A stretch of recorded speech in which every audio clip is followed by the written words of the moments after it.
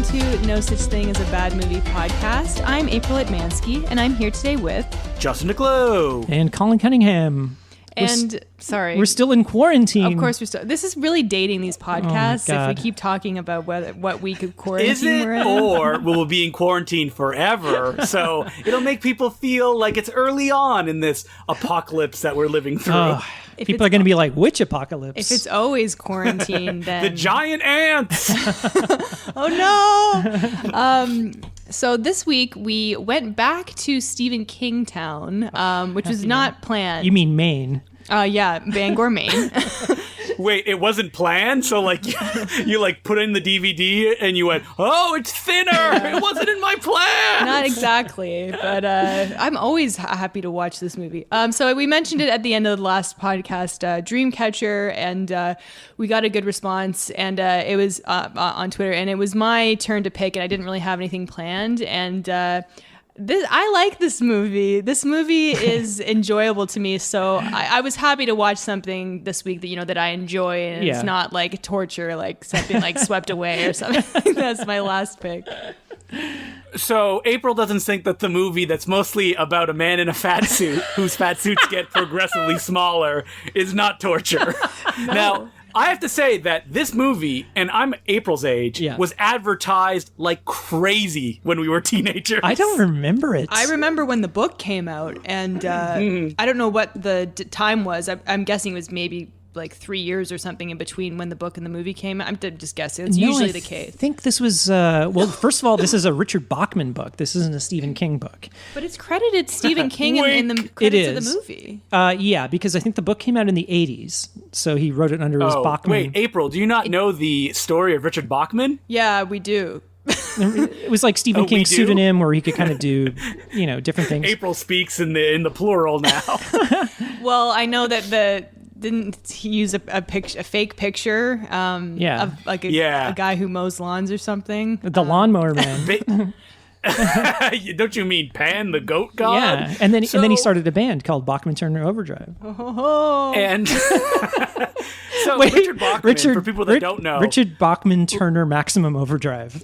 Like Colin said, it was a pseudonym that King made because he wanted to prove that he was a good writer who could get attention based on his writing. Not just his name, Stephen King. And guess what happened? He could not get any attention for it. And then he wrote The Running Man. Yeah, I mean, my mom owned this book, and I assumed she got it not in the... Maybe it was reissued under Stephen King. It probably was. I think after... probably what happened. Yeah, there was after a point when like the jig was up and everybody knew who Richard Bachman was, and I think they probably maybe re-released them under his like Stephen King name. Yeah, but no, Justin, you're right. I remember when this movie came out, there was a lot of TV commercials, and we as a family would joke and say thinner like that. Oh man, I had never seen it though. That lady doesn't say it in the movie. Isn't it a woman? No, it's the man. In the trailer, she's like thinner, and I'm imagining her pointing and doing it. No, it's the lead. It's the kind of Gypsy King, I guess. Yeah, we should look up old trailers because maybe it was the woman in the trailer, and that's why everyone seems to remember it that or maybe it was just like a woman's voice saying it over some other.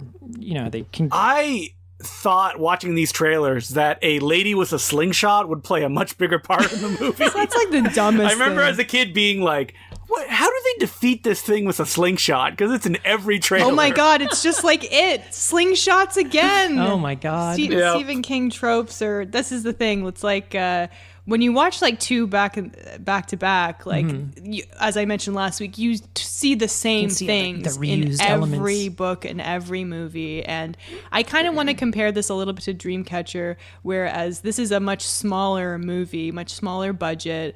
It kind of feels like a TV movie sometimes. It does. Whereas Dreamcatcher was meant to be a big blockbuster, it was meant to be epic movie, and it ended up being much more confusing and convoluted, even though this has some convolutedness to it as well. Don't you mean Thinner was supposed to be a 21-minute episode of Tales from the Crypt? Exactly. That ended up being 92 minutes? Exactly. This is a movie that I never had any interest in seeing because I'm like, so it's just a guy that gets thinner throughout the movie. What else he got for me? And everywhere was like, not much. It's pretty much it. So I just avoided it. There's a little until more. having to watch it for this podcast. There's a couple other gypsy curses in there. Well, they're not cool though. Lizard. Well, Yeah, but I wanted like a lizard man running around like ripping people's You throats don't out. even see the lizard man. That's a dream sequence when you see him. well, it's just like assumed that that's what he looks like. Constipation. But first of all, this is directed by Tom Holland, who did the first Child's Play, And Fright Night. Spider-Man himself. Spider-Man himself. Fright Night. Yeah, before he became Spider-Man. He just looks young. He's actually like 70 years old. We only saw Fright Yeah. Night at least that was the first time for me, like 2 years ago or something. We watched movie. it, and I loved it. I I watched was it in like, high how have school. I slept on this for so long? It's That's a great very movie. 80s. It's cheesy, but it's super fun. I love the horror. Roddy McDowall, right? Roddy McDowall, yeah. That character, and there's Chris so many. Sarandon Chris is- Sarandon is amazing and like super sexy. Yeah, as don't the watch evil- the, I like that movie. don't watch the remake. because he's an evil vampire, but you kind of see where he's coming from. He's like, he just wants a quiet life. Oh, you that know? scene when he walks into the nightclub and he's like seducing that Oh, woman so is good. so Amazing. fucking amazing. And he's And- wearing this. He couldn't be wearing a less sexy like sweater. He's wearing this gigantic Sweaters sweater. were in. Remember Basic Instinct? There yeah, was a that's club right. scene with a sweater in that too. I think Michael Douglas was wearing a sweater in Basic Instinct, was. but like with no shirt on underneath. It was just like this sweater. Chris Sarandon pulled it off a lot better, but that movie also had. I love the special effects of the big stretchy vampire face. Oh yeah, that's right. It's really gross. It was the neighbor from Married with Children. And Tom Yes, Holland. who went into gay pornography. That's No, right. no, you're thinking of Evil Ed. Yeah, Evil Ed did. I'm talking about the woman. Oh, yeah. girlfriend. You mean the stretchy faced vampire at the end and like the long flowing white dress. Oh, yeah. Yeah, basically like the lead character's Mm-hmm. girlfriend. Yes. But yeah, Tom Holland. What did he do after Fright He Night? also directed Child's Play. He directed the Whoopi Goldberg action film Fatal Beauty. Which was supposed to be Beverly Hills Cop and the Langoliers. Yes, the Langoliers. Oh, Who can forget no. that? He also made a movie called The Temp, which was like a 90s erotic thriller that I've never seen. Right. Starring Timothy Hutton and Laura Flynn Boyle. That's He's a right. writer and director. He's mostly. Yeah, he's a really good writer. He did Psycho 2. He also did Cloak and Dagger, which is a great movie. Yeah, I really like that movie. That was like Cloak and Dagger was one of those movies I taped off of TV and like watched 20 times when I was Have a I kid. seen this? I don't think so. Like, It we was- didn't. Oh, it's very disturbing for kids. Oh yeah. I don't. I'm. It's like Henry Thomas I'm and thinking- Dabney Coleman. I'm thinking of the bar Cloak and Dagger in Toronto, which I think closed. It's not a documentary about that bar. Oh, okay. Yeah, and it's also not about everyone's favorite Marvel characters, Cloak and Dagger, who recently got their own TV show. Well, it's been canceled now, but it existed for 2 seasons. I think I remember going to a theater and my friend, this was back before Cloak and Dagger came out. And I think it was around the same time as like the Neverending Story or Neverending Story 2. And then we were in the theater, I don't know, to see what movie, but then the Neverending Story trailer came out and it was like this, whoa, it's a fantastical movie. And my friend turns to me, he's like, that's the trailer for Cloak and Dagger. I read about this movie in whatever, like and some he- magazine. In Atari magazine. Yeah, Cloak and Dagger. Or It's what gotta computer be did they a- use? ColecoVision? ColecoVision, yeah. Oh, that was the one. I was a ColecoVision man. So your friend was wrong. And so, well, did it- thanks for listening to the Tom Holland cast. was this the only Stephen King thing he did other than the Langoliers? Yeah, I think so. Maybe they're like, get off. We only have one director who makes middling versions of Stephen King stories, and that's Mick Garris. Yeah, Mick Garris is the Stephen King guy. Yeah. But I never saw this movie until a couple years ago when me and Colin watched it because we had heard how funny it was. But it wasn't like it was like around or on TV that I know of. But I'm gonna sound really silly here, but when I was younger, when this movie came out, and I guess when the book was reissued, the idea really scared me.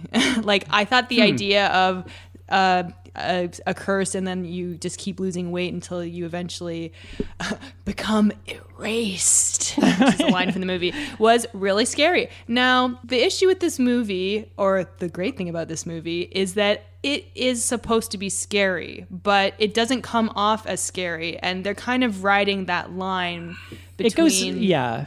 corny and like we're actually trying to be scary. At some points, it kind of goes back and forth, I think. And it doesn't quite find its place, but I think It's not trying to be funny, but I guess you could say there's like, a lot of times it is. you could say Fright Night is kind of like that too, a little bit. Like, that's not like a straight up like dark horror movie that has like a lighthearted tone to it. But just like sometimes when you're first introduced to this guy, so first of all, it's Robert John Burke, who RoboCop himself? I don't know. The RoboCop. The RoboCop. No, he played RoboCop in RoboCop 3.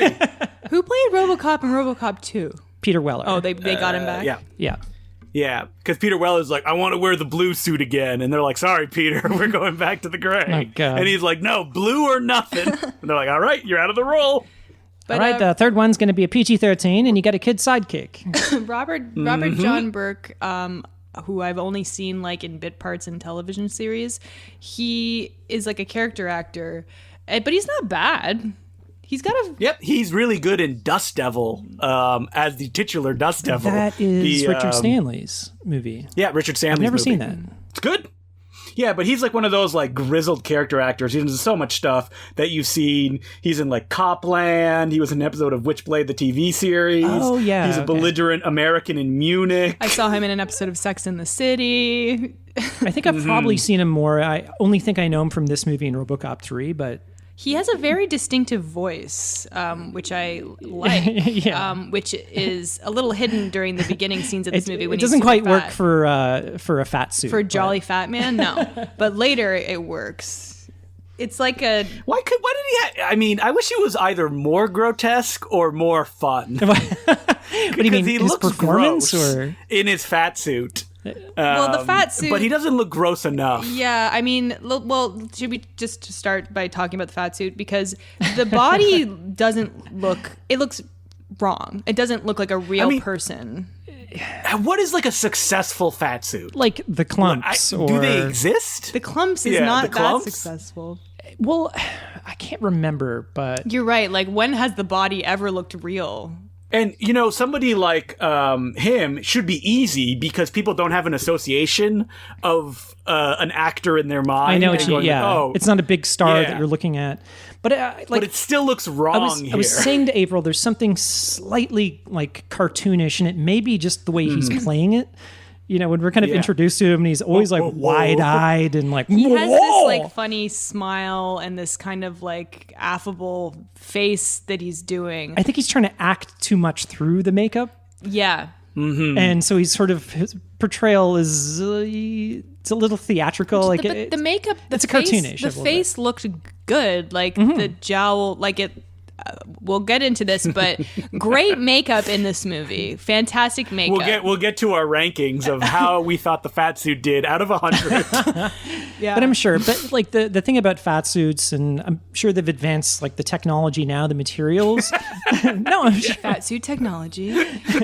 Yeah, now it's super space rubber that we use, and there's no friction. Well, what year is this movie? It's like Early- 96. This year is 1996. Oh, So shit. I'm saying, like, you It's a know, long time ago. back in the day, you know, you're just stuffing a pillow down your pants or something like that. Well, we see this fat suit like naked at one point too. But it's not a fat suit. That is an actual fat person. No, I mean the shower scene. Well, from the waist up, you do.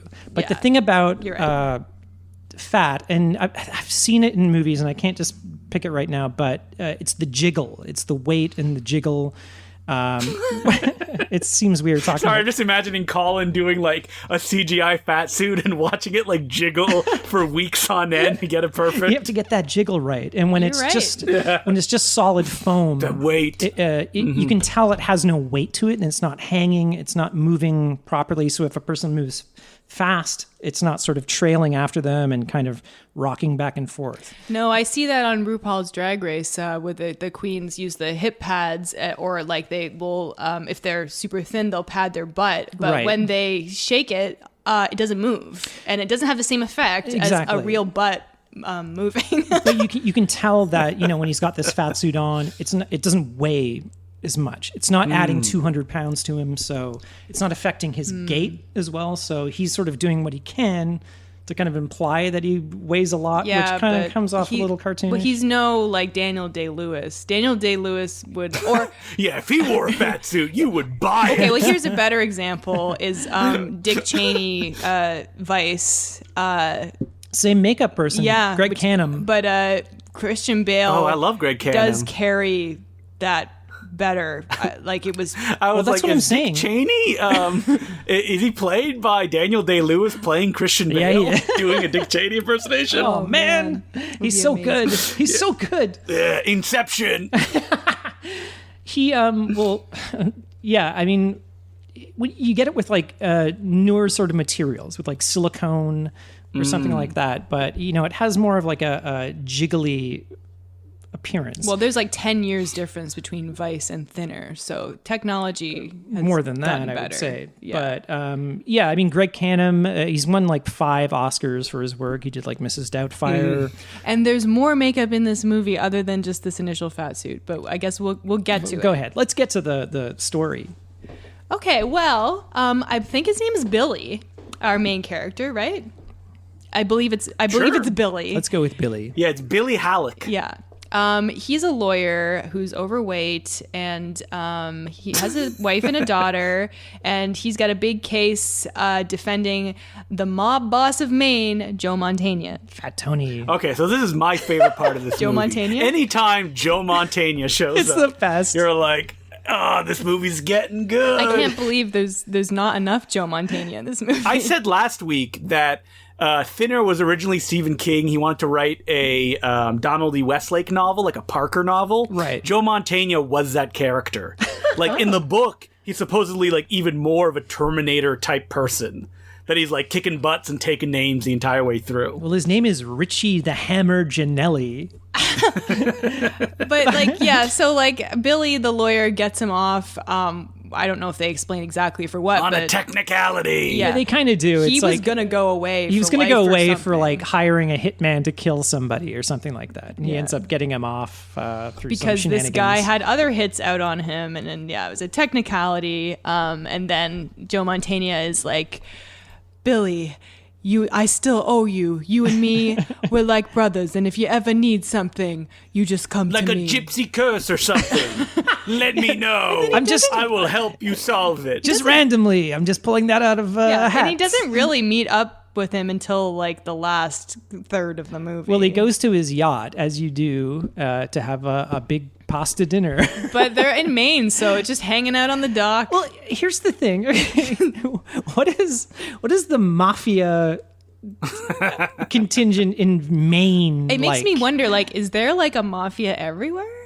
Yes, there's one in Toronto. Well, yeah, but it's a big city. This is like small town Maine. This is Maine. Like, what's the mafia running in Maine? Like the lobster. Maine Mafia, they both start with the same letter. I think it makes sense. Maine Mafia. Shit just locks together. No, they run. It's like the lobster racket. But they're the Italian like Maine mafia. Well, you know what? Lobster. Did you guys hear about the crazy racket of like murder and like beatings that happen in Toronto over towing truck companies? Yes, this is insane. No. A car's exploding. Like the police did this raid 2 days ago and arrested like 20 people. Oh my god. Whoa.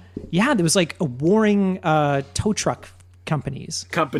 Like first degree murder. They would like set fires to other tow trutrucks. This and is stuff. happening right now? Yes. Yeah, right now it just happened. Wow, A few days ago they were arrested. So, a lobster mafia, not that much out of a question. Well, it's a big deal. Like, you can't just pull lobster traps out of the water. Those are commercial lobster traps. You can end up picking up garbage off a highway and doing community service if you do that. So I'm just picturing. Well, it sounds like this happened to you, April. You just can't. Speaking for a friend. Well, fans of a certain TV show will know what I'm talking about, but won't go into it. What, Lobster Mafia? Is that the show? Oh, wait, is this Arrested Development? Oh, it was an episode of Seinfeld. All I'm thinking of is like mafia guys in suits on like a fishing trawler, like pulling up lobster traps. The Lobster Mafia. And then they like look over at the other like boats, and the guy just does You his. didn't see nothing. You didn't see don't feel nothing. no pain. And then they're throwing bodies into the. Well, to into the torture water. people, they use the lobster claws. The pincer claws. Yeah, around their balls. Get them, clamps.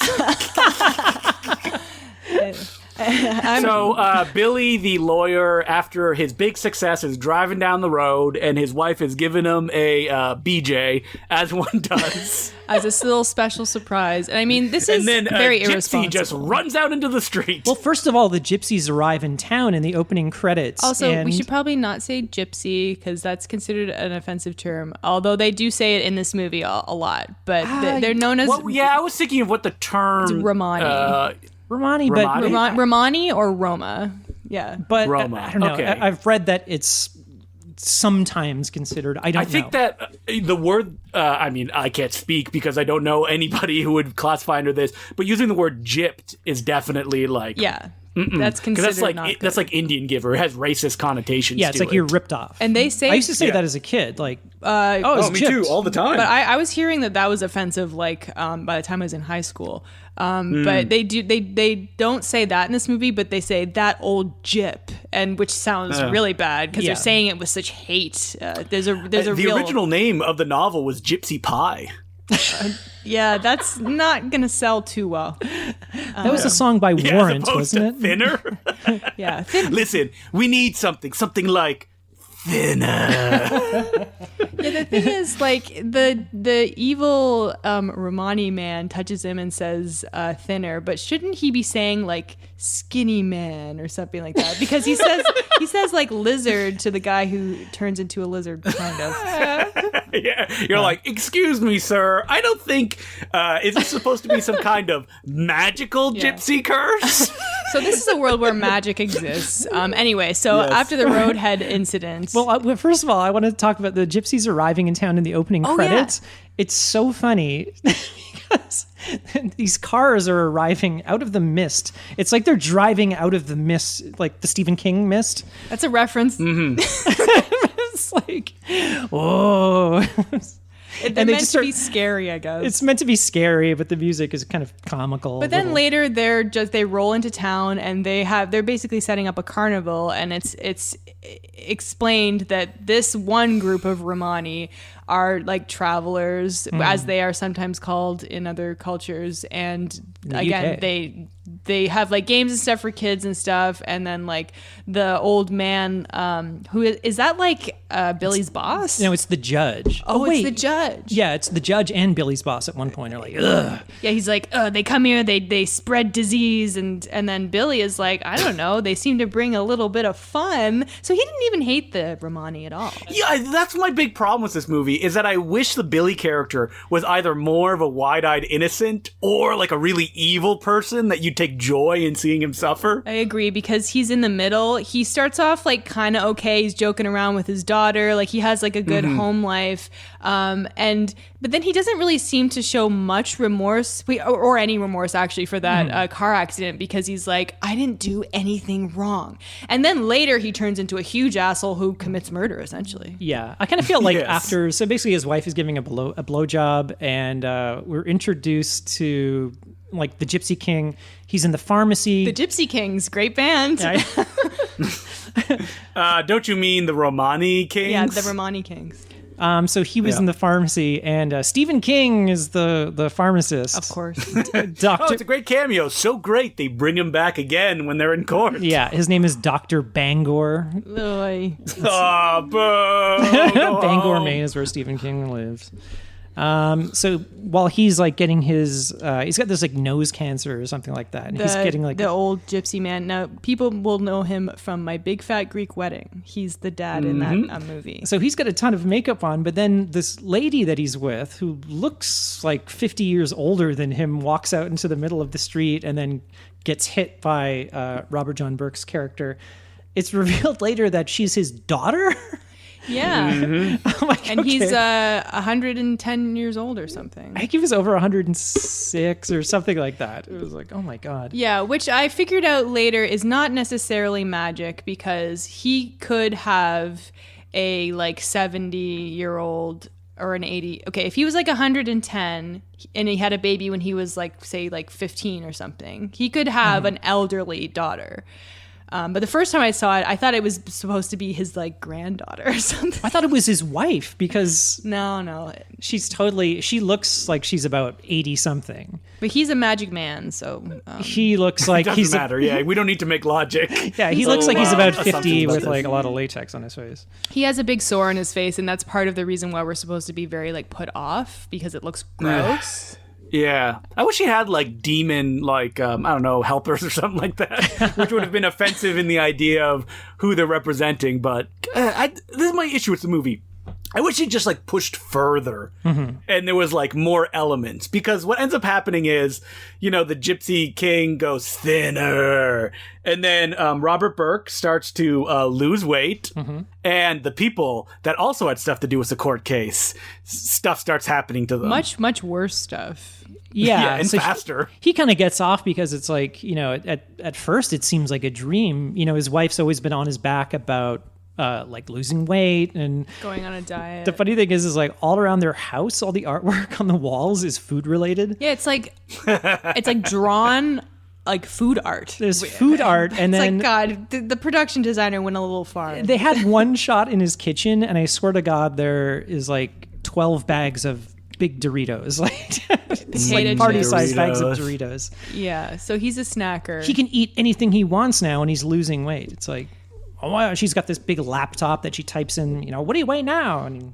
like 267. It's like, oh my God, that's... You've lost over 20 pounds in 2 weeks. And then they realize something is wrong. And then this is when Billy starts to get really angry. He's upset about his situation, but he really just like takes it out like on his family. And it's coincidentally at the same time he is convinced that his wife is having an affair, which I think is not in the book. I think don't they remember. added that to the movie to kind of try and vilify her, but she never seems like a villain. She's, even when it's like more suggested that she's cheating on him. Like, even if she's having an affair, does that warrant the fate that she gets at the end? Absolutely Yes. not. I think it would make more sense if it was like a Tales from the Crypt story, which is short, and like the characters, that's all they have. Yeah, exactly. Because it's so long, like, we'll get to the ending. It kind of came out of nowhere, and I was like, huh? What's going on? I know, because at that point we had been at this other location for so long, because there's the whole thing about where he actually goes and gets the Romani people.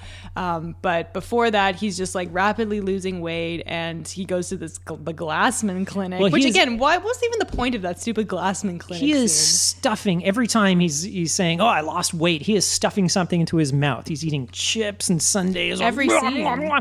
There's like a dinner scene with his wife and daughter that is so disgusting. It's so funny. He's eating angrily and disgustingly, and he upsets his And loudly. daughter, and then he like insults his wife, and he says, "Oh, I guess I was sucking my own dick in the car," and she's like, "That's a horrible thing to say." But he is like he's like sucking on chicken. Like he's Corn on the cob. she's cooked him. Like, for somebody who's always on his back about losing weight, she's made about like 27 courses for him at this dinner. Well, Like, there's usually someone enabling these people. I know, but at one point, like, she just hands him a big bowl. These people. It's like a big sorry. bowl of meringue that doesn't It even was look. like a pie, a bit meringue. But it looked like he was just eating whipped cream. Which, you know what? That was probably like skim milk whipped cream. It just looked like a because like. this actor, he has to eat take after I take of know. this stuff. But it's just like, it What looks if we like she learned just. that he actually put that weight on Raging Bull style? And we've been wrong the entire time. Wait a second. Vice. Didn't Christian Bale really gain that weight? A little bit, I think, but makeup helped him out. Okay, as well. because I may have been completely wrong on what my whole comparison. No, he did. Like in real life, like Yeah, you see him. he I did. remember he was doing a talk So somewhere. that's completely different. But He again, showed up to the talk and he had to explain to the audience, like, "Hey, I look this way. Like, I'm in a role right now." blah, blah, Okay, blah. so but the difference between Vice and Thinner is Robert John Burke has to get thinner, so he couldn't actually gain weight. In fact, he probably lost As weight. opposed for to this wait, role. He lost, That's not the plot of Vice. I also thought it was about Dick Cheney was hit with a Romani curse and had to get thinner. No, his curse just Asshole. his curse just made him have 10 heart attacks. cholesterol. But yeah, And so Robert John Burke goes around and meets other Seinfeld alumni. Yeah, speaking of Seinfeld. That's right. It's the police officer. Mr. Kruger on Seinfeld, who was the cop on duty that night of the accident who well, they kind of get him off. They kind of like cooperate, like the judge gets him off, and the cop testifies that he was going the legal speed limit. We could tell by his skid marks or something. But then like later that. You find out that the cop also ran the gypsies out of town, quote unquote. So I Right. think that's also why that he got it really bad. And we don't even know what happened. What to him. curse did they give to him? Were they like boily or something like that? He has boils and he has like elephantitis on half his face. Yeah, it looks like he ate shellfish and had a reaction. Like his lips are inflamed. He got stung by a really big bee. And he gives Robert Burke the gun and he's like, kill all the gypsies. Yeah, but like the judge, he has like this gross like psoriasis on his stomach, and that's where the gypsy man had touched him. And then there's a really funny scene with his like alcoholic wife. Oh my God, it's so good. He goes to visit her, and he's like, I know he's home. You said that he's like away doing something. I know he's here, and blah, blah, blah, gypsy curse. And then she's like, she uses that word gyp again, and she goes completely off the rails and is doing like a very, very theatrical performance where she's like screaming, and she's like, he's got scaly skin Yeah. and black eyes, black tinfoil eyes. she'd be like, come back in a week after you've lost another 40 pounds, and you tell me. No, she says, And she's girls and screaming to the ghouls. heavens. she says, he's evolution in reverse. She just lost her mind. It just sounded like I could really picture funny. Stephen King, Richard Bachman, writing this dialogue. Yeah. And she's... And I was just like, when am I going to see this lizard man? Well, you And then see the him- next scene you see him, but then it turns out to be a dream. It's like a dream. And this is like my favorite scene. I love this dream sequence. It's the best scene of the movie. It's so good. Well, so we haven't introduced Slingshot Lady yet. Well, this is Carrie Wurr. She's the Gypsy King's daughter or granddaughter? Maybe granddaughter. Granddaughter. Yeah. Something like that. She's sort of introduced earlier in the movie. She's like this sort of seductress, and She's Robert John Burke's... Terrible actress in this movie. she's over the top. She's very over the top. But she's great in Eight-Legged Freaks. Oh, she's I've in never that? seen that. I don't she know her is. from anything, actually. She was apparently in Sliders, but she came in like the John Rhys she Davies came in the TV show. second half of Sliders, and I watch Sliders all the time. But there was a different female. It was like we only have one girl per show, so the original female left, and then Carrie Wurr came on, and I think I had stopped watching at that point, so I don't even remember her really. Don't remember Sliders. Great show. Maybe you slid to a different dimension where Carrie Wurr was a star slider.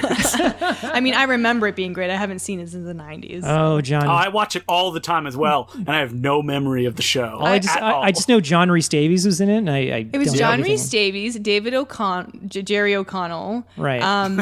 other girl before Jerry Carrie O'Connell's Wurr. brother, David O'Connell. I remember- Hey guys, how's it going? Yeah, the lesser. So what would they do? They would slide between dimensions? So or- every episode they would slide into a new dimension, and they would Yeah, have to. so it would be like, oh, dinosaurs. Well, the one that I remember for some reason is they went to a world where your greatest fears like manifest themselves. Oh, okay. Why is that a dimension? Yeah, that sounds like that episode of Star Trek Voyager, actually. But no, that's what happened. But then they figured out that whatever they imagined would like Come true. would come true. So like this one guy's like, oh, I really wish I had a gun, and then he just looks down, and he has one, and he shoots the bad guy. I wish I had a huge ass. Yeah. Do you guys remember, this is probably before your time, but the TV series Voyagers? It was Voyagers. There was like No. an actor, John Eric Hexum. He was like kind of hot in the 80s. He ended up killing himself by accident on set one time, but there was a show called no. Voyagers where they had this little, he was like from the future, and he had this little device that looked like a kind of stopwatch.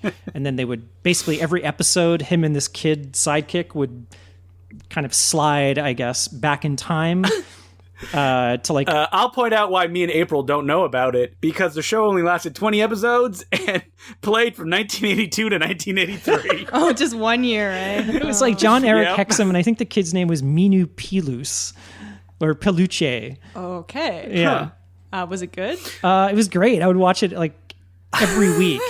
But they would jump. It sounds like it's time for a new Voyagers marathon, April. You know what it was like? It was like Quantum Leap. Well, I was So gonna he would say, go back. Love Quantum everyone Leap. brings up Quantum Leap. I've never seen that. It wasn't like on. I never watched it. It wasn't on when I was a kid, or maybe I just didn't get that It channel. was April, because I remember watching it a lot coming home from school. What Maybe channel? just didn't have the right Space? channels. Yeah, probably Space. No, I never see this. Or TBS. Space is what we have up here in Canada. I remember it always being on, but I never watched it.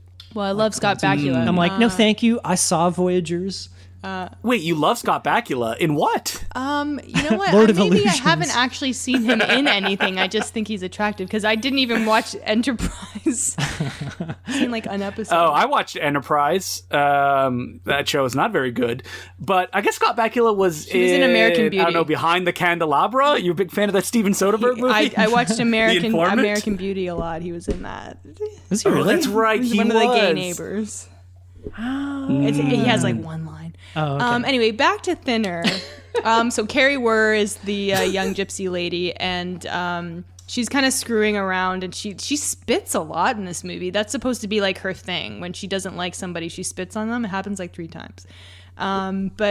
So he figures out like what's going on, and so he goes to this carnival. He tracks him down, and she's at this like not ring toss, but I guess like shooter gallery game. And there's all these dolls that you can win, and then he realizes they are the 3 men who were cursed. And then there's a really scary looking realistic doll of him in this big talking head suit because he's so thin, and he's like a corpse. Yeah, he looks like he looks like a zombie, and They all look like Tim Burton dolls. Yeah, they do. Yeah, it looked like something out of I don't know, Beetlejuice, Corpse which- Bride or something like that. I should point out this film was co-written by Michael McDowell, a novelist who also wrote the first draft of Beetlejuice. Really?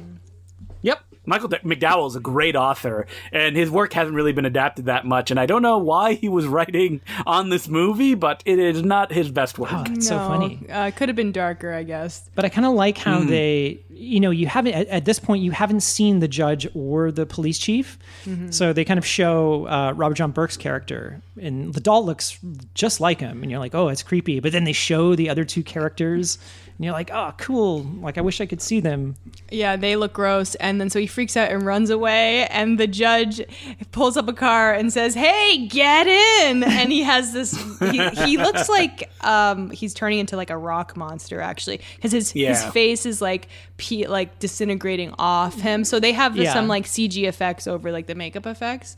It looks pretty cool. Yeah. No, it's pretty well done. Yeah, and then it's like this crazy this car chase sequence where there's like this insane music, and it's like it's kind of like Danny Elfman-esque music, and like the camera's going nuts, and then we see the Romani old man in a big truck driving towards them, and he's going and he's laughing at them, and then it almost crashes, and then he wakes up, and it's at this point I have to ask, is this really supposed to be scary? Because like No, was it's supposed to be goofy. like a comedy sequence, so it's like, how can I watch this and not be having an amazing time?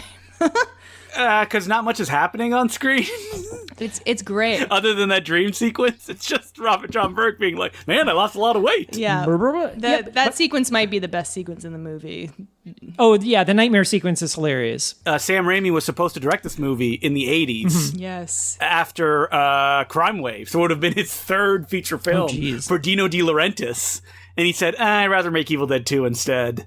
What would have Sam Raimi's Thinner look like? Well, maybe that dream sequence was a little clue as to maybe how goofy or it could have been. Well, it would have been Bruce Campbell in the lead role. Yeah. And I mean, I know what Sam Raimi's Thinner would have looked like. It would have been Drag Me to Hell, which has the exact same plot as this movie. Which we talked about last week, which I like, but I don't like Drag Me to Hell as much as Thinner. I would go the other way. I like Thinner better. Because Thinner, I love your love of Thinner because I find it baffling.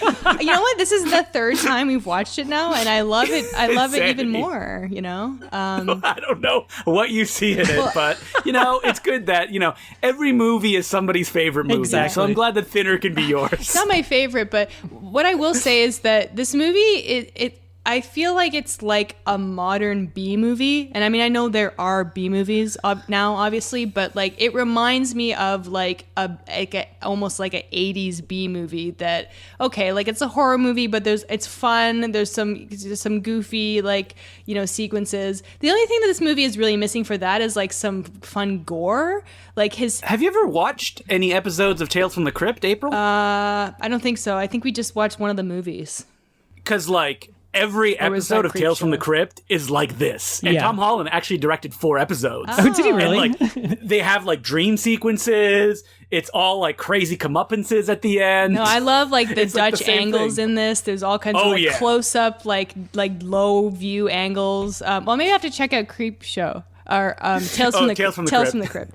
I hope that at the end of every episode, you're like, this is my favorite thing ever. All right, put in the next one. This is my favorite thing ever. To get in. Anyway, so he tracks down the Romani people and he says, take the curse off. And he's like really he's like losing pleading weight at this point. And then they'd say no. And then Carrie Wurr spits on him again. Well, he doesn't ever apologize. He's never like, I'm sorry, what I did was wrong. He's like, please take it off. I think he was kind of like, no. Does he even say like, I have a family or no? Well, you should say I'm sorry. It doesn't and he never does. I think he was kind of like, I had nothing. No, what he says is, this is not going to bring her back, which is not what people want to hear when they want revenge. Exactly. So what happens at this point is Carrie Wurr, which is a very hard name to say. Kerwur. Shoots him with a slingshot with a ball bearing and goes right through his hand. Yeah, she's had this slingshot the entire movie. Even in the dream sequence, she pulls it out. She's running after him with a slingshot, like cocked, like she's Dennis the Menace or something. It's again, the silliness of that visual is amazing. She shoots him through the hand. He runs off, and eventually, so he has to. Oh wait, you forgot that he's like, I curse you, the white man from town. Oh yeah, curses you, and you're like, oh, I hope that'll play into it. Nah, it doesn't. It just becomes his mantra. It's not a curse, but you know, Joe Montana. When you bring in, Richie the Hammer, he's the real white man from town. No, he's the real curse. So yeah, he basically it's a callback. You know, he's got to call Joe Montana up to like sort this out. You know, he owes him a favor for getting him off. And he like totally takes care of everything. He uses his mob smarts to outsmart these gypsies. The main which mob. He does surprisingly easy. And also, Joe Montana doesn't like have any guys. This is just him. This is my thing. I love it. This is the best part of the movie. It is the best, and he's like not even trying to play a real person. It's just like, this is Fat Tony. His accent is so played Except up. he's not fat. He just looks like himself. It's so funny. And he's like this mob boss, but he's taking care of everything on his own. Like he has no... I think at one point you just see a guy waiting by his car. Like he's got these sort of cronies. He has the mob doctor guy, but he doesn't do anything. Oh, yeah. He has one guy that the gypsies kill. But he doesn't know him. That's the guy that he met at the gas station. It's the Luke Perry guy. So basically, he's got to get revenge. So, you know, Joe Montana is like, I'll take care of it. Don't worry about it. So he hires this guy that he's never met before. And it's like he looks like Luke Perry. I walked into the room. Totally does. And I was like, holy shit, Luke Perry. And he's like, you go scope You're out alive. Yo. Not for long. That's terrible. And so he's like, go scope out their camp, like do some reconnaissance. And so he does, and then comes back to tell Joe Montana, like, they got these like dogs, blah, blah, blah, blah. And he's like, thanks, kid. So Joe poisons the dogs, which made me sad. But I think the gypsies like kill this kid first. Yeah, it happens off screen, but then we see the aftermath, and it looks really gruesome. But they stuff a chicken head in his mouth. Yeah, they cut out his eyeballs and put like coins in his eyeballs. Or his eye sockets. I was like, oh man, this is gonna get good. Now we're in a Romani war. And like Joe Montana has like such convoluted like ways to go about things. It's At true. one point he knocks Kaker, as we like to call her, to the ground, and he's like, I'm putting an acid on top of your head. Don't move or the acid will fall on you. It's a pretty great move. But before this, he actually just takes like a machine gun and just shoots up the camp. So he's like... Oh, but he does something even worse. He like grabs one of the Romani people. No, he ties him up and like sends him to the camp, and they like shoot him. Yeah, so it's Kerry Wurr's husband. Yeah, and it has his note. They're like, no. no. A Yeah, note on it he that puts says, duct tape over his mouth and ties him up. White man from town says, "Take it off." Yeah, and then he pushes him, and so he's running towards camp. He's got his arms tied behind his back and a big piece of duct tape across his mouth, and then somehow like the gypsies think that it's the bad guy, so they shoot him. So they end up like killing one of their own. Oh, that's what happened? Yeah. Yeah, And that's Joe what Mantegna runs off into the night. So this is how like low rent the mafia is in Maine. Yeah, but He's doing all his own dirty work. Colin, he gets results. Well, does he? Because eventually he faces off against Carrie Kerr, and like I said, he puts the acid on top of her. Carrie Wurr. K Wurr. Just call her Kate. K-Wur. K Wurr. And like this big long scene with her just for him, and it's like so complicated. He pretends to be an FBI agent, so she'll come in the car with him. Oh my god, Great it's And so then he bizarre. puts acid. No, he splashes her with what he says is acid. He's like, "Aha, it's water, but I have real acid here." Yeah, the thing is, he goes, "Acid, bitch," and he throws a glass of water in her face, and she goes, "Ah!" First, and then he goes, "Haha, that was just water and baking soda." So then, why did she scream? Who screamed? This character. I mean, you'd be scared if somebody screamed acid at you and threw it in your face. Yeah, but at least I would probably. I'm going to try that wait tonight. a millisecond to even see if it would burns. be like, April would be like, "Yeah, I'm cool. I'm acid proof." Well, the thing is, yeah, so he kind of singles her out and he says, "Can you identify, we think we have the guy who attacked your camp last night in custody. Would you mind coming with me and identifying him?" And then They go, "Come over here." He brings her to just a barn. Yeah, but he in the somehow middle of lured nowhere. her by saying that he was in a car or something, because she goes into a barn and then she goes, "There's no car in here." You said I'd have a free car. It's so weird. It is very convoluted. Yeah, and he throws soda pop in her face. And then, so it's but the then old... he has real acid in his other hand. Justin, everyone has done... Who hasn't done the old acid fake out? It's an old mafia trick. An old trick. How do you know? And like, it's so convoluted just for him to tell her, "Hey, tell him to meet me at the old lighthouse." Yeah, so he has her on the ground, and then, but then he holds up a picture. He's like, "Yeah, we got a picture of the guy who did it," and then he holds up his own mugshot to show her, and she says, "It was you." Yeah, it's so melodramatic. So yeah, and then he has her on the ground, and then he puts a mason jar of real acid on her forehead, and he's like, "Now balance that. Tell your dad or whatever to come meet him by the lighthouse." And then this is all to buy him time so he can run out of the barn. Before she and does then what? Open the door of the other barn, get in a car, and drive off. Yeah. So it's And she's like, "I'm gonna get you, Joe Mantegna." And I'm like, "Ooh, can't wait to see both of them face off." Nope. Spoiler, they don't. They don't.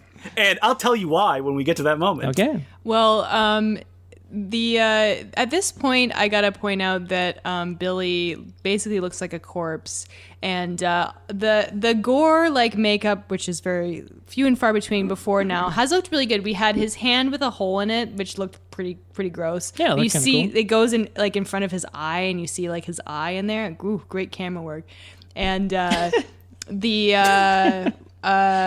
guy in the car with the chicken head stuffed in his mouth, like that looked pretty gross. But he looks like, well, first of all, like he obviously has a mask over his regular face to make his cheeks look super sunken. But Yeah, so- he looks like disgusting. It's good. Well, Like, this is well my favorite done. part, I have to say, is like the makeup effects, and it's really, really difficult to do someone that's looking emaciated, and because it's hard to do negative makeup. You can make someone that's look what I'm thinking. fatter. He probably lost a bunch of weight to do this movie. Yeah, he lost 20 pounds to do this role, but he was still like 160, I think, when they did this. So they had to make it look like 160 is still pretty So they're thin. like, "Yeah, why did you even lose any weight?" He's like, "I just wanted to be able to say it in an interview." yeah, totally.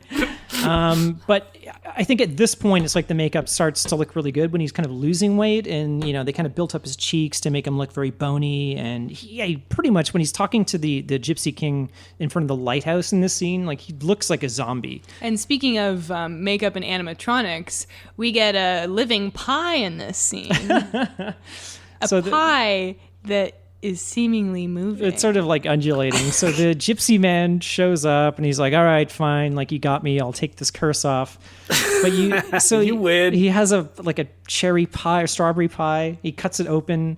And he's like, I'm going to take it out of you. And he cuts his hand. I need some blood. And he just shoves a knife right into his hand hole. Yeah. And he kind of like squeezes this blood into the pie. And the pie, it's like a mouth. It's like, drinking all the blood and kind of pulsating. It kind of reminded me of like the Audrey 2 plant in Little Shop of Horrors. Oh, okay. How it's like, because I guess it's drinking blood kind of. Yeah.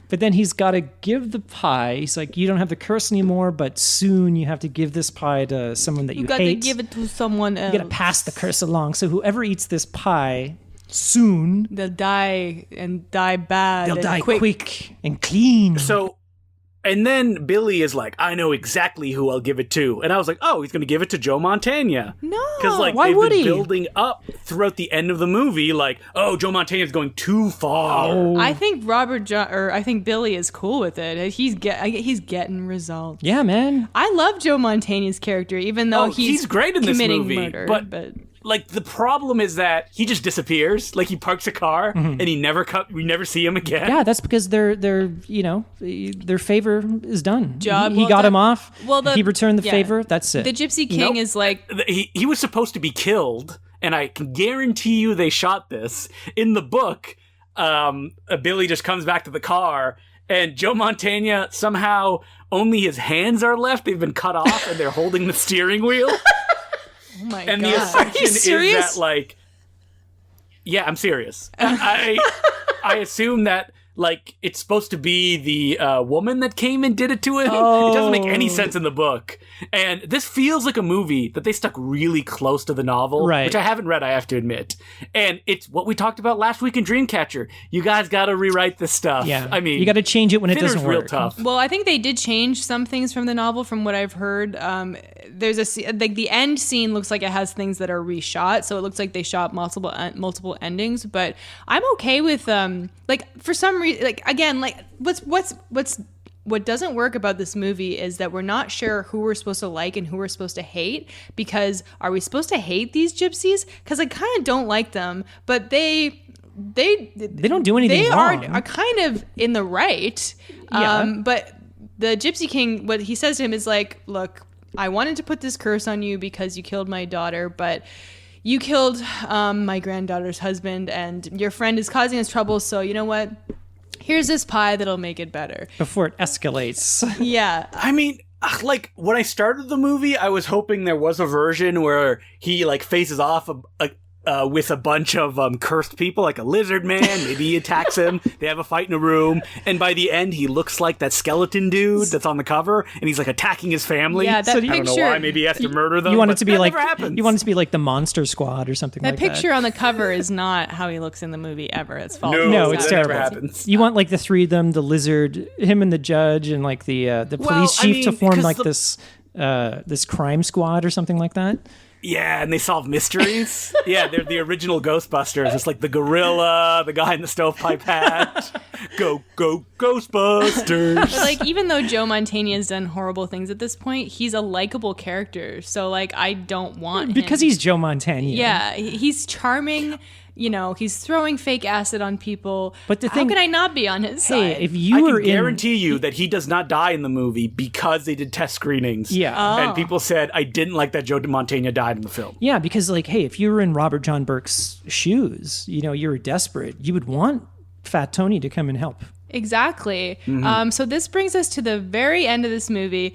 What loose end was tied up? Oh yeah, his wife having an affair with cheating Dr. Mikey.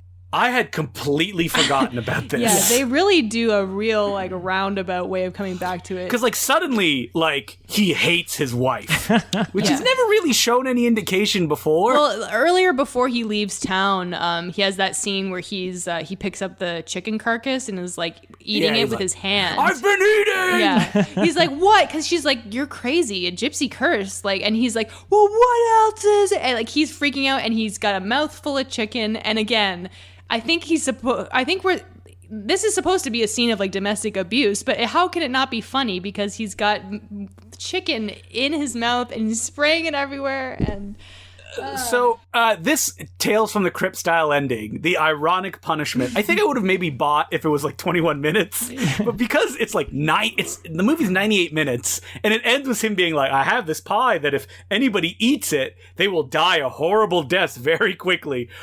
Ooh, so sleepy. Let me just leave it out on the counter. Yeah, so exactly. he So intentionally feeds it to his wife because he hates his wife. Yeah, he kind of turns on a dime at the end. Oh, I forgot to mention earlier in the movie, he has a vision. He's awake. He sees like his wife and Dr. Mikey making out like at a corner of his house. Yeah. And I think he's just supposed to be imagining it, but I was like, is this gypsy curse like giving him like psychic powers? I think it's just like his paranoia kind of manifesting Paranoia, itself in yeah. visions. Yeah, so he kind of like he's like, oh, I brought you a strawberry pie, and he calls ahead and tells his daughter to go hang out at her boyfriend's place or something No, that she night. was already out of town. He had called her ahead of time to tell her to get out of town. I don't think that's exactly what happened, but you know what? It's not important. Well, she does mention it. So, but anyway, Wait, okay, guys. So she feeds. Let's us thinner files. We need to figure this out. Yeah, so he gives the wife some pie, wakes up the next day, and she's turned into like an emaciated corpse. She's melted, and then pretty much And melted. he loves it. Yeah. He's like, he yeah. does something really gross, which again, like, yeah, well, what Justin means by he loves it is that he's like happy about this, which is insane.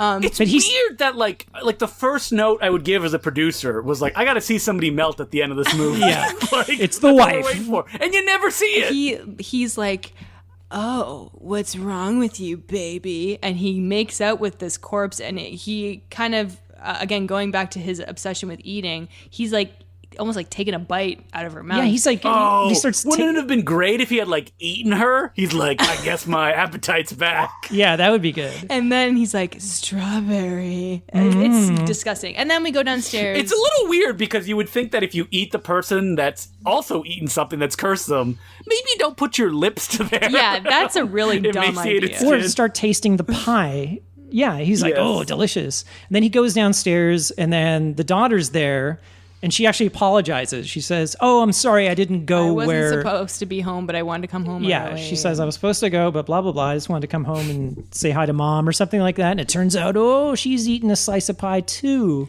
Yep, and then he feels bad. And so this is where it gets weird because we're like, okay, he hates his wife, but he loves his daughter. Okay. But then, And he's like, no. Yeah, he's upset. He's like, what have I done?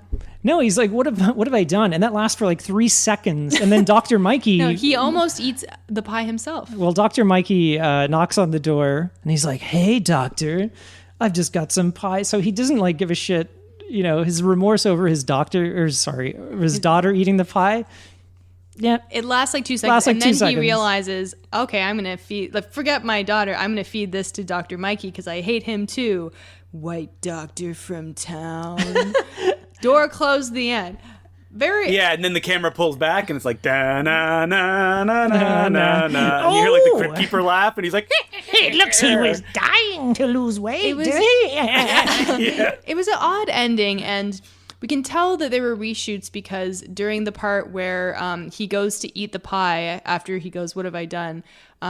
Makeup is missing from his face. Yeah, it because cuts he to has this- this like loose skin throughout the movie. Yeah, Because it- obviously, when you lose weight, It cuts to like an insert of him, and he looks completely different than the shot and before. then the scene of him at the door with Dr. Mikey, again, no makeup. So this was either a reshoot or an alternate ending, and they obviously had more than one ending. I think it was a reshoot, and I don't know. I think Tom Holland was kind of annoyed because he had shot it closer to the novel, and then the studio wanted to reshoot it. Well, I believe Yeah, in the novel, it's just his daughter eats it, and then he eats the it, pie. Yeah, because Oh, I okay. I That's it, think yeah. that's what Gypsy Romani King said earlier. He's like, you want to do right by everyone and yourself. You eat this yourself. Go out clean, because you're obviously a bad person. You killed my daughter. So how about you just eat this pie yourself, or you give it to somebody. You got somebody, and he's like, yeah, you got somebody. He's like, you fucking asshole. You're going to fucking feed this to somebody and murder more people. But then they go away. And that's the movie.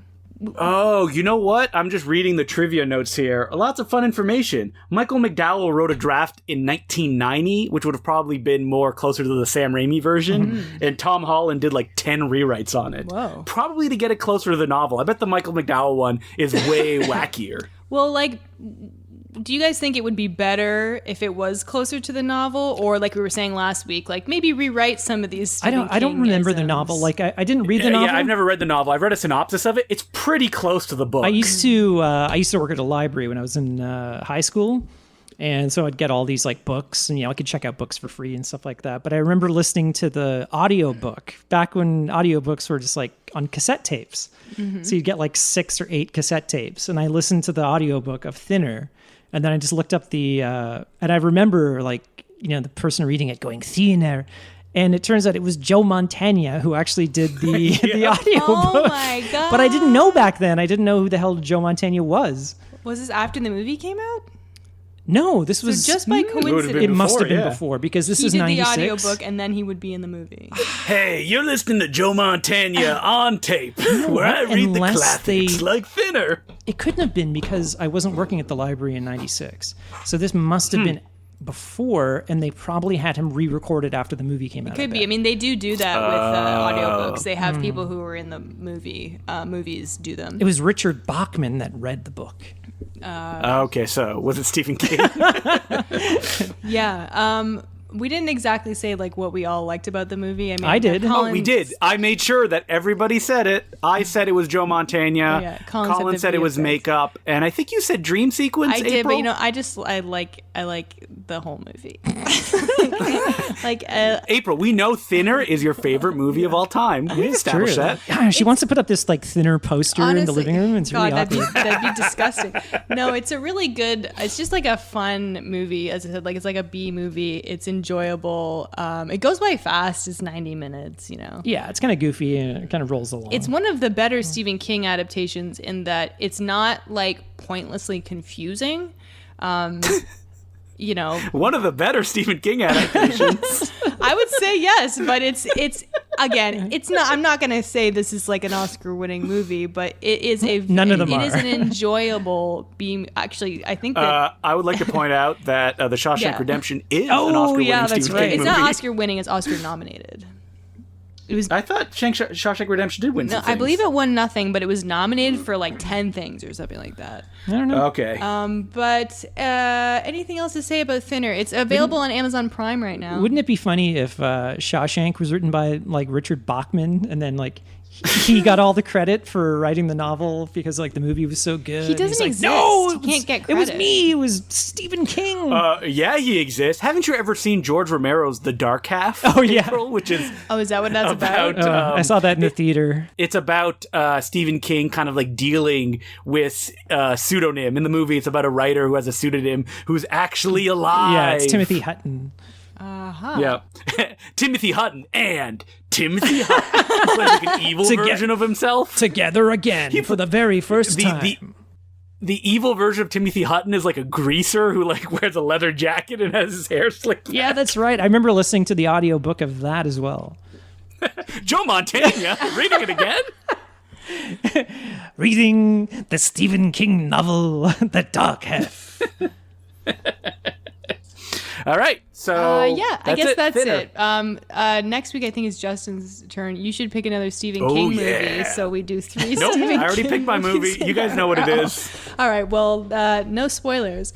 If you want to email the podcast, we're at nosuchthingasabadmovie@gmail.com, and you can tweet at us at nosuchthingpod. And if you want to donate to the podcast, patreon.com/nosuchthingasabadmovie.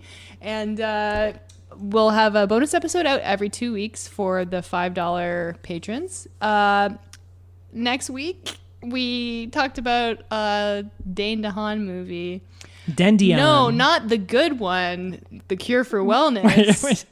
The Valerian and the City of 1,000 Planets. Yeah, Planets. I forgot to got mention it. we were watching some. I think it was like a making of or whatever, and there was a French producer, and he was talking about why they hired Dane DeHaan, but he called him Dendion. Dandelion. Dendion. Why we hired Dendion? So anytime I say his name, I say Dendion. That's the Parisian pronunciation. Yeah, Dendion. And if you want to tweet at me or check me out on Letterboxd, I'm at April Atmansky. If you want to follow me on Letterboxd, it's Justin Decloux, DECLOUX. I'm also on Twitter at DeclouxJ, where you can listen to me every week on the Important Cinema Club podcast. And you can follow me on Twitter. It's Sergeant Zima, SGTZIMA. And that'll do for this week. Were you going to say something, Justin? Nope, that's it. Oh, okay. I thought it sounded like you were going to say something. Well, that's it for this week. No, I was just going to say, I'm going to rewatch Sinner again. I think I was a little hard on it. Maybe round 2. Yeah, I would say, give it a chance. Second watch. Yeah. So that's it for this week. Stay safe out there. And Coronavirus. watch out for any curses. Yep. I am April Atmansky. I'm Justin Glue. And I'm Colin Cunningham. And don't forget that there's no such thing as a bad movie. Thinner. Podcast. Over. I always do it to April. I think the past couple of years on her birthday, I always send her a picture of the Gypsy Man, and then I just put like a text bubble and it just says, older. You're cursing me. That's good.